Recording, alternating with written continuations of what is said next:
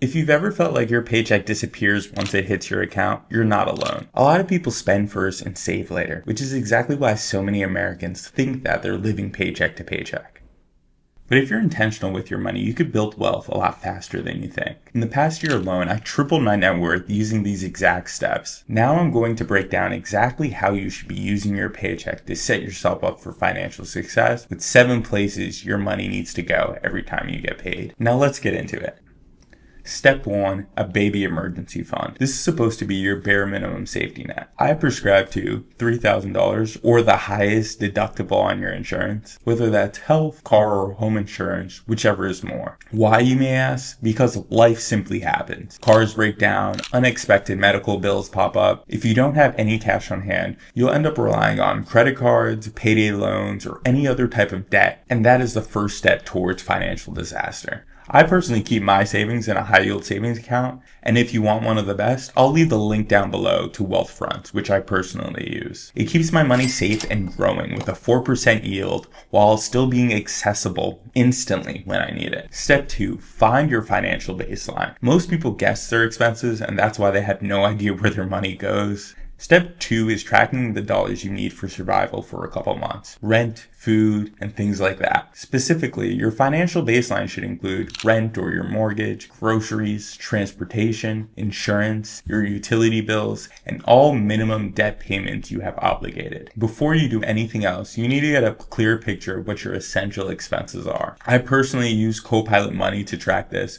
but a simple Excel sheet or a written down list of all the expenses you have for a month will keep you on track and make it easier for you to tally up all the expenses you have and to acknowledge which ones are essential. When I first tracked my spending, I was shocked to find out I spent $4,500 a month only on essentials. Once you know your number, you could start making intentional financial decisions instead of wondering where your money went. It gave me clarity and helped me plan exactly how much I should save and invest. Step 3 is your employer match. If your employer offers and you qualify for a 401k match, HSA employer contributions, or an employee stock purchase plan, you need to be taking advantage of it. Even skipping a 2% match is the same as giving up an entire week of pay every year. And over time, that adds up to tens of thousands of dollars lost. And it isn't just extra money, it's money that compounds for decades. You're getting an immediate return on the money you contribute. And now imagine that money growing for 30 plus years. That's exactly what happens when you take advantage of your employer match.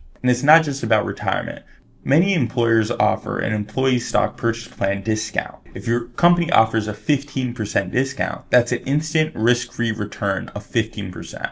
Even if you don't stay with your company long enough to vest all your employee contributions, you're still benefiting from forced savings, which helps you build wealth faster. So if your employer is offering free money, please take it. Step 4, pay off high interest debt. This is where a lot of people mess up. If you have credit cards, personal loans, student loans, car payments, or even a mortgage with an interest rate above 6%, this should be your top priority after the first 3 steps. Any debt over 6% needs to be refinanced lower or wiped out immediately. High interest debt is the biggest killer of financial growth. It's like trying to run a race with a 50-pound weight tied to you. It's constantly slowing you down and makes everything you do uncomfortable financially. Luckily, I don't have this problem. My car loan, with just 1 month left, has been below 4%. My student loans are well under 5%, and I've never once let my credit cards rack up interest. But if you do, this step is non-negotiable. Attack that debt. Quick reminder, if you're enjoying this video, like and subscribe. I break down how I tripled my net worth in my last video,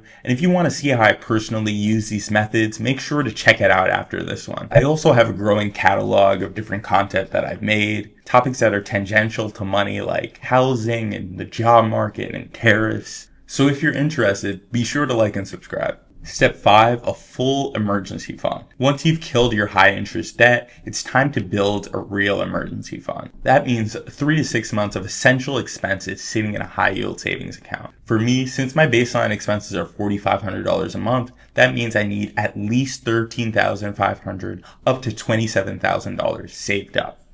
I know what you're thinking, that's quite a lot of money, but once you save this, your whole financial life changes. Job loss, you're covered for at least 3 months. Medical emergency, you've got it. Car troubles, you have some flexibility there. Once you're here, you're truly financially secure. Step 6, investing 15+% of your income. Now that you have a solid foundation, it's time to start building wealth. At minimum, you should invest at least 15% of your gross income for retirement or your future. The biggest mistake people make is thinking that they could wait to start investing.